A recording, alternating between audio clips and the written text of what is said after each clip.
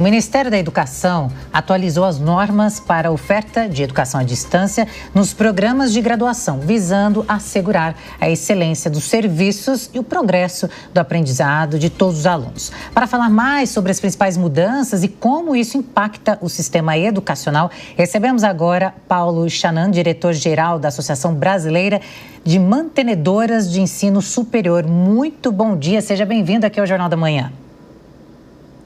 Bom dia, Elisângela. Bom dia, Roberto. Bom dia a todos. Paulo, a gente percebe aí que existem os dois lados. Algumas pessoas são a favor, outras contra.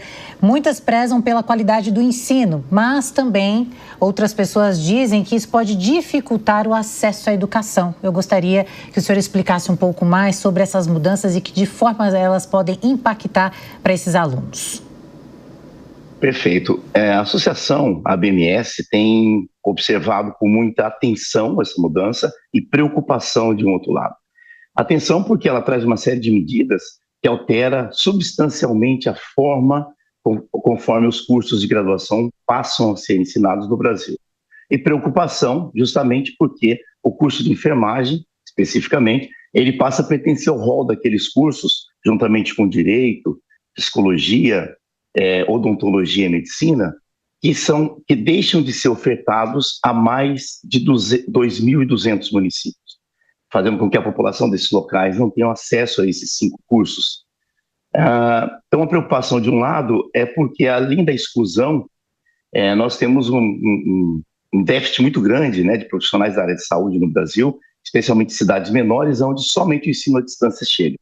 Do outro lado, a atenção é porque houve na mudança substancial, você cria uma nova forma de oferta, que é a forma semipresencial, forçando com que todos os locais, e isso vemos com positividade, né? Todos os locais preocupem-se com estrutura, quer seja física, nos polos de educação à distância, quer seja de recursos humanos, né? Com mediadores pedagógicos, enfim, com incremento de atividades presenciais. Então, estamos observando dessas duas formas e com uma preocupação grande em relação a essa exclusão. Pois é, professor Paulo, o senhor citou aí a questão da enfermagem, né, que dessas 5 que não são mais permitidas por EAD, é o único curso que efetivamente poderia ser feito por EAD. Os demais eram sempre presenciais. Qual é a alternativa que se pode ter quando o senhor chama a atenção para a possibilidade de que alguns municípios não tenham essa possibilidade de formação do enfermeiro? E, por outro lado, quem é leigo e que está distante fala, poxa vida, mas acho que o enfermeiro tem que ser formado com um curso presencial. Pois Roberto, essa é a grande dicotomia de toda essa história. Evidentemente que todas as vezes que a população ouve o ensino à distância, e aí vem o problema brasileiro de oferta. O problema não é a modalidade. Se pegarmos a legislação anterior, ela já exigia que os polos de ensino à distância para os cursos de saúde à distância e também para os cursos de engenharia e todos os cursos que necessitam, pelas suas diretrizes curriculares nacionais, de uma carga de atividades práticas grande, já exigia, então, uma estruturação física desses polos para que isso ocorresse. O problema é que nós verificamos, e o Brasil todo acabou vendo isso, muitas ofertas irregulares, ofertas fora da legislação anterior, ofertando cursos sem a devida estrutura. Isso foi o grande mote para que o Ministério da Educação começasse essa grande mudança.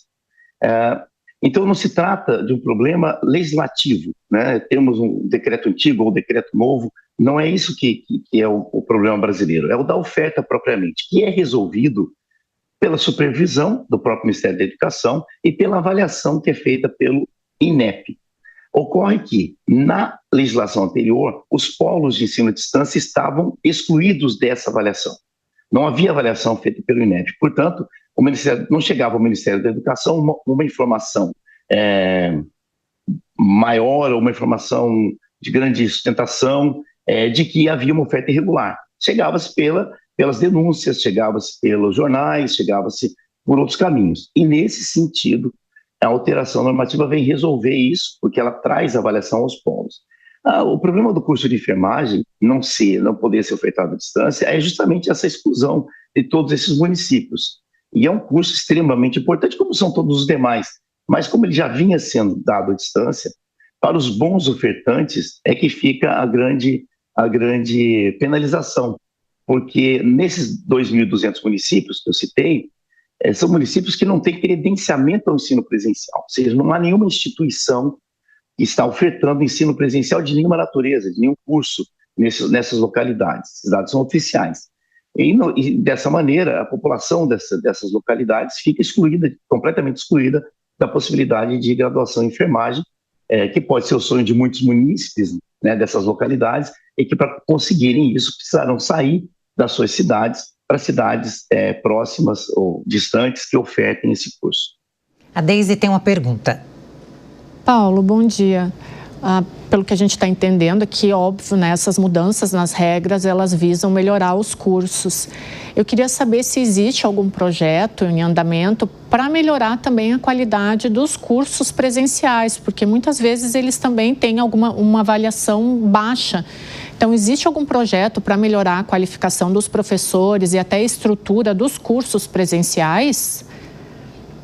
É muito importante sua pergunta, Deise, porque eu reforço o que eu disse em relação à oferta. O problema brasileiro na educação superior talvez esteja muito distante de um problema normativo. Ele é um problema de oferta. Aquelas instituições que ofertam os cursos, quer sejam instituições que ofertam o ensino presencial, quer sejam instituições que hoje ofertam o ensino à distância, que vão passar a ofertar o semipresencial e a distância, são responsáveis pela formalização da oferta. Então, para que haja uma evolução desses conceitos que a gente vem reparando por aquilo que o INEP divulga, precisa haver talvez um acerramento maior na parte da supervisão, para que a gente consiga excluir desse cenário de ofertas. E a associação apoia integralmente isso, porque pode parecer, quando a gente se coloca de um jeito um pouco preocupado em relação ao novo decreto, de que somos contrários ao ensino de qualidade, muito, absolutamente ao contrário disso. A associação é totalmente a favor de que se tenha um ensino de qualidade, quer seja à distância, quer seja presencial. Pois bem, para que a gente consiga alcançar isso, o Ministério da Educação precisa aumentar essa cobrança do ponto de vista avaliativo e do ponto de vista da supervisão. As ferramentas já estão aí. O que precisa, talvez, sejam profissionais mais qualificados junto ao próprio Ministério da Educação, ou mais profissionais, porque isso é uma reclamação tanto da Secretaria de Regulação quanto do próprio INEP, né, que colocam sempre que tem uma defasagem de pessoas para tomar essas medidas.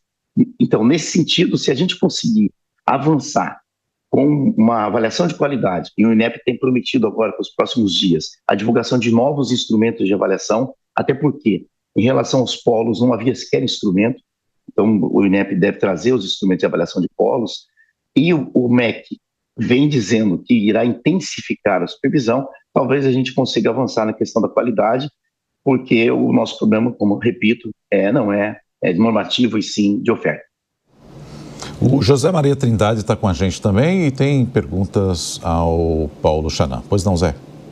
Pois é, professor, eu perguntei uma certa vez ao ministro da Educação, então o ministro da Educação, Cristóvão Buarque, sobre o aumento desenfreado do número de cursos superiores. Ele me respondeu que estaria muito mais preocupado se eu estivesse falando sobre o aumento de botecos no Brasil. Eu entendi aquilo como uma visão, e era uma visão realmente daquele momento do ministro da Educação, de que é melhor um curso superior mal feito do que não curso superior. Porque nós sabemos, e é uma frase dele, de que um diploma de curso superior é um passaporte para a vida mais fácil, né? Isso é a realidade. Então, assim, nós chegamos a um momento de muitos cursos superiores e houve um desarranjo, ninguém sabe mais o que é curso superior de qualidade e o que não é curso superior de qualidade, tanto seja presencial como à distância. Essa é a realidade. E agora, o que fazer com tantos cursos superiores assim? Bom dia, Zé Maria, e eu vou concordar contigo parcialmente, porque existe a parte da discordância diz respeito somente à preocupação com a expansão. A expansão da educação superior é sempre positiva. Alcançar mais pessoas em mais lugares, dar a brasileiros a chance de uma educação superior, que no Brasil significa imediatamente uma possibilidade de ascensão social, de melhores salários, de melhores cargos, é sempre positivo. O governo precisa trabalhar nesse sentido e nós avançamos muito. As instituições privadas, que são responsáveis hoje por quase 80% dos alunos do ensino superior, avançaram muito no sentido disso, de conseguir construir esse cenário atual de quase 10 milhões de alunos matriculados em educação superior. Nunca houve esse número no Brasil, em toda a história. E aí, vamos para os cursos, né? Temos mais de 30 mil cursos autorizados no Brasil e, portanto, esses alunos estão espalhados por esses cursos.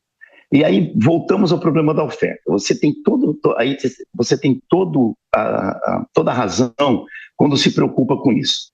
Ofertas ruins, quer seja para pouca gente, para muita gente, provoca um fenômeno social muito grave, porque você coloca à disposição do mercado de trabalho, e volto a dizer, as profissões, seja medicina, seja educação física, seja administração, todas têm uma importância social de igual tamanho para aquela área a qual vão atuar. Essas profissões, com profissionais mal formados, elas passam a produzir um efeito social muito negativo, e aí sua preocupação está correta, e a gente precisa trabalhar no sentido de correção disso. Nunca no sentido de uma retração do mercado. A retração do mercado, ela provoca uma exclusão social, muito imediatamente, inclusive essa é uma das preocupações da associação com o novo decreto, quando você retira o curso de enfermagem, que é um curso hoje que tem mais ou menos quase 100 mil matriculados no Brasil, você tira esse curso da oferta EAD, coloca ele numa oferta presencial, exclui quase metade dos municípios brasileiros do acesso a esse curso, você está causando uma desinclusão, vamos colocar dessa maneira, né? Você está caminhando no sentido contrário de todos os governos até aqui, que era de propulsionar o ensino superior, jogá-lo para frente. E nesse sentido, a gente se preocupa. Então, em linhas gerais, a preocupação volta a ser sempre para a condição de oferta. Precisamos melhorar a qualidade. Muito bem, nós falamos com Paulo Chanan, diretor-geral da Associação Brasileira de Mantenedoras de Ensino Superior. Muito obrigada pela sua participação aqui no Jornal da Manhã. Tenha um ótimo dia. Obrigado, eu que agradeço a todos vocês.